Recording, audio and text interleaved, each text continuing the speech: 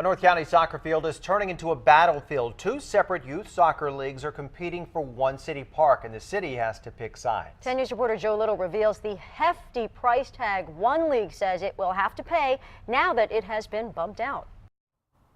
Walnut Grove is a massive field of green, nestled at the foot of some mountains in San Marcos. It now hosts hundreds of young soccer players every weekend. You guys had a huge part in creating this park. Yes. The San Marcos AYSO has called Walnut Grove home for almost a decade.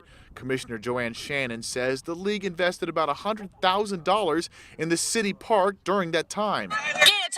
Despite the investment, this season the AYSO and its 1,200 players will get bumped from Walnut Grove in favor of a new league, the San Marcos Youth Soccer Association.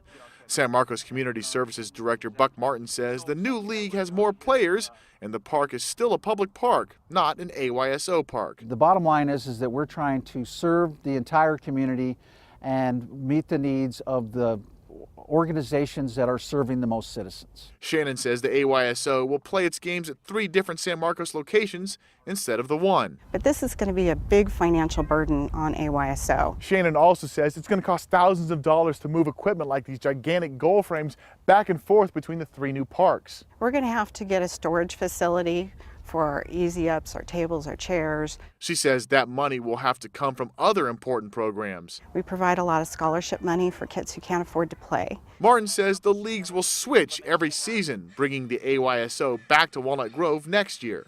It's a trade that may be too expensive for the AYSO. In San Marcos, Joe Little, 10 News.